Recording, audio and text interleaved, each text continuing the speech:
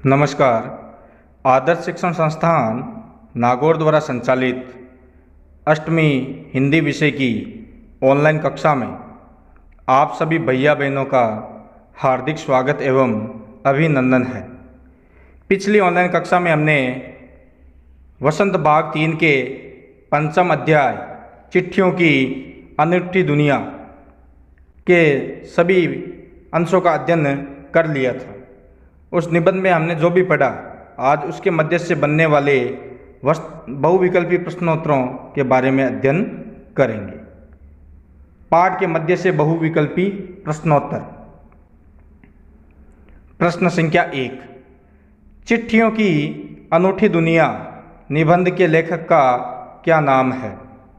क कामतानाथ, ख अरविंद कुमार सिंह, ग रामदरस मिश्र, घ भगवती चरण वर्मा।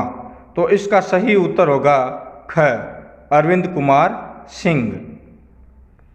अगला सवाल, जिस काम को संचार के आधुनिकतम साधन नहीं कर सकते उसे सरलता से कौन कर सकता है? क डाकिए, ख सरकार, ग पत्र, घ समाचार पत्र।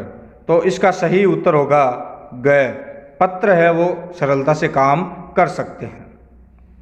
प्रश्न संख्या 3, तमाम विवाद और नई घटनाओं की जड़ में कौन काम करता है? क राजनीतिज्ञ, ख नेता, ग रेडियो, घ पत्र। इसका सही उत्तर होगा घ पत्र। प्रश्न संख्या 4, उर्दू में पत्र को क्या कहते हैं? क लेटर, ख कागज, घ खत, घ कडित। इसका सही उत्तर होगा ग खत।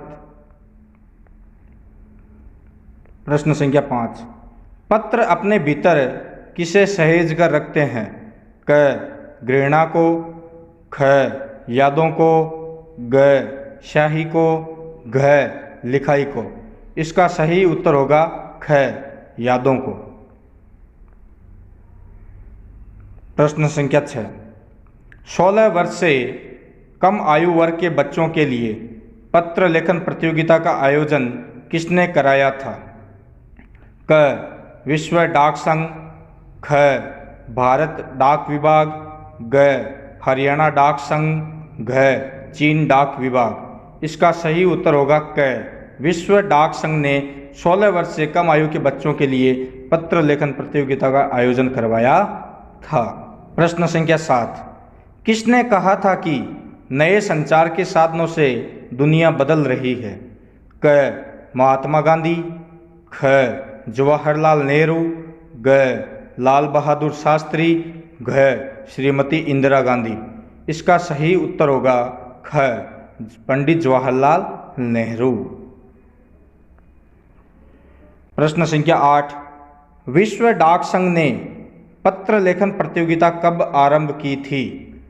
क 1978 में, ख 1976 में, ग 1975 में, घ 1972 में। इसका सही उत्तर होगा घ 1972 में। प्रश्न संख्या 9, भारत में कौन सबसे अधिक बेसब्री से पत्र का इंतजार करते हैं? क विद्यार्थी, ख अध्यापक, ग सैनिक, घ न्यायाधीश। इसका सही उत्तर होगा ग सैनिक। प्रश्न संख्या 10, स्थानगत दूरी किसके विकास के कारण कम हुई है? क परिवहन साधन, ख संचार साधन, ग बैंकिंग, घ शिक्षा। इसका सही उत्तर होगा क परिवहन साधन। प्रश्न संख्या 11 है, लोग अपने पुरखों की चिट्ठियां किस रूप में संभाल कर रखते हैं? क विरासत के रूप में, ख प्रदर्शनी के रूप में, ग धन दौलत के रूप में, घ निशानी के रूप में। इसका सही उत्तर होगा क विरासत के रूप में। प्रश्न संख्या 12 है, किन के पत्र अनुसंधान के विषय है? क विद्यार्थियों के, ख अध्यापकों के, ग अभिनेताओं के, घ महान पुरुषों के। इसका सही उत्तर होगा घ महान पुरुषों के।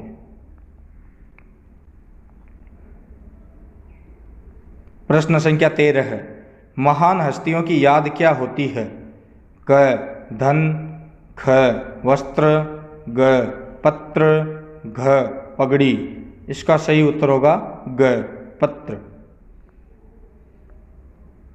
प्रश्न संख्या 14 है, तमाम देशों के देश, काल और समाज को जानने समझने का असली पैमाना क्या बताया गया है? क संस्कृति, ख पत्र, ग सरकार, घ राजनीति। इसका सही उत्तर होगा ख पत्र। प्रश्न संख्या 15 है, भारत में राष्ट्रपिता की उपाधि किसे दी गई है? क पंडित जवाहरलाल नेहरू, ख महात्मा गांधी, ग सरदार वल्लभ भाई पटेल, घ लाला लाजपत राय। इसका सही उत्तर होगा ख महात्मा गांधी। प्रश्न संख्या 16 है, किन के पत्रों से भारतीय राष्ट्रीय आंदोलन की जमीनी मजबूती होने का बोध होता है? क क्रांतिकारियों के, ख कांग्रेसियों के, ग अंग्रेज अधिकारियों के, ग सैनिकों के। इसका सही उत्तर होगा ग अंग्रेज अधिकारियों के। अंग्रेज अधिकारी जब अपने घर वालों को पत्र लिखते थे तो वह उसमें बताते थे कि भारतीय आंदोलनकारियों ने किस प्रकार से हम पर शिकंजा कस रखा है। प्रश्न संख्या 17 है, विश्व भर से महात्मा गांधी के पत्र उनके किस पते पर आते थे? क महात्मा गांधी गुजराती, ख महात्मा गांधी आंदोलनकारी, ग महात्मा गांधी वकील, घ महात्मा गांधी इंडिया। सही उत्तर होगा घ महात्मा गांधी इंडिया। प्रश्न संख्या 18 है, कौन नए लेखकों को प्रेरक जवाब देते थे? क निराला, ख सुमित्रानंदन पंत, ग प्रेमचंद, घ हरिवंश राय बच्चन। तो इसका सही उत्तर होगा ग मुंशी प्रेमचंद। इस प्रकार से 18 बहुविकल्पी प्रश्नोत्तर थे। अब हम इसी पाठ के मध्य से बनने वाले अति लघुतरात्मक एवं लघुतरात्मक प्रश्नोत्तरों का अध्ययन करेंगे। प्रश्न संख्या 1, संचार के कुछ आधुनिक साधनों के नाम बताइए। आधुनिक जो वर्तमान में चलन में है तो उनके उत्तर होंगे फैक्स, ईमेल, टेलीफोन, मोबाइल आदि संचार के आधुनिक साधन है। प्रश्न संख्या 2, पाठ चिट्ठियों की अनूठी दुनिया की विधा एवं उद्देश्य बताइए। उत्तर, विधा है निबंध, उद्देश्य है पत्रों की महत्वता के बारे में बताना। प्रश्न संख्या 3, चिट्ठियों की तेजी को किसने प्रभावित किया है?